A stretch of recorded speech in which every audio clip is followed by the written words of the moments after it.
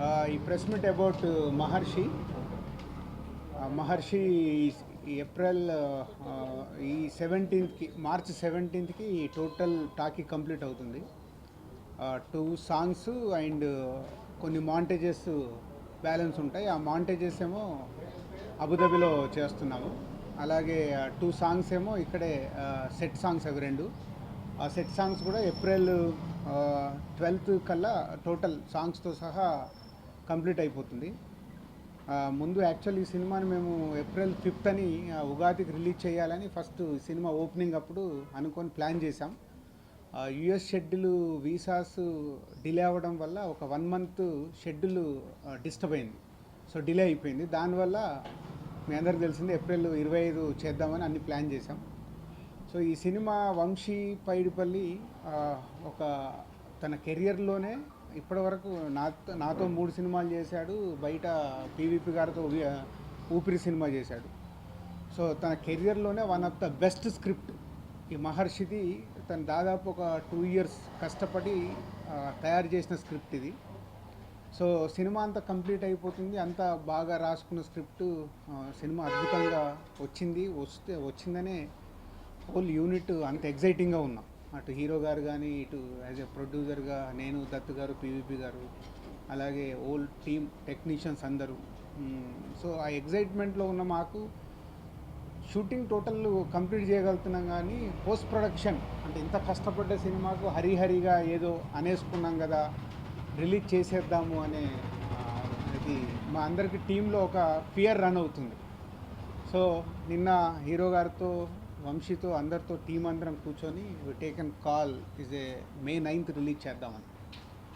ఎందుకంటే ఒక అద్భుతంగా వచ్చిన సినిమాకి అవుట్పుట్ కూడా ఆడియన్కి చూపించే ముందు అదే రేంజ్లో పంపించాలి.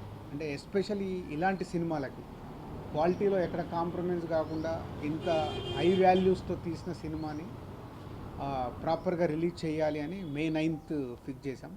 సో May 9th ఈజ్ కోఇన్సిడెంట్గా అశ్విని దత్ గారికి జగదేకవీడు, అతిలోక సుందరి, మహానటి లాస్ట్ ఇయర్ అద్భుతమైన సినిమాలు దత్ గారికి ఉన్నాయి. అలాగే మే మంత్ అంతా నాకు అటు పరుగు కానీ, ఆర్య, భద్ర, సో ఇలా అన్ని సినిమాలు పాజిటివ్ వైబ్రేషన్స్తో ఉన్నాయి.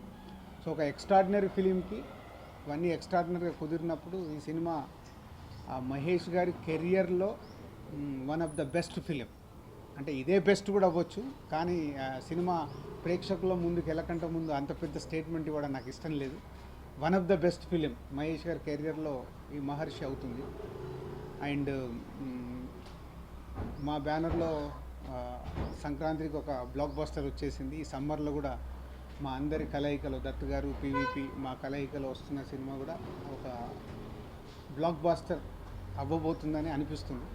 So same time parliament elections కూడా ఈ April last week, May 1st వీక్లో వస్తున్నాయి.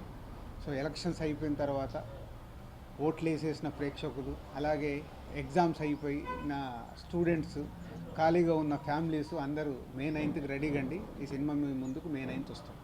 Thank you. అన్నీ నేనే చెప్పేసాను.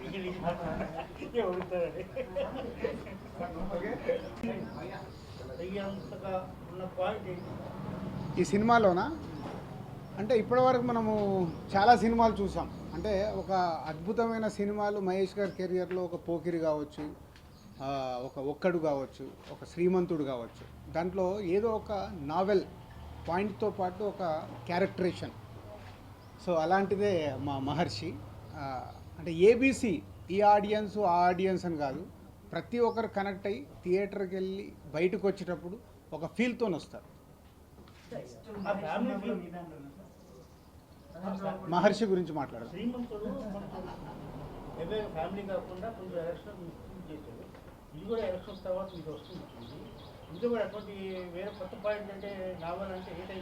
అంటే అదే అంటే మనం అందరం ఇప్పుడు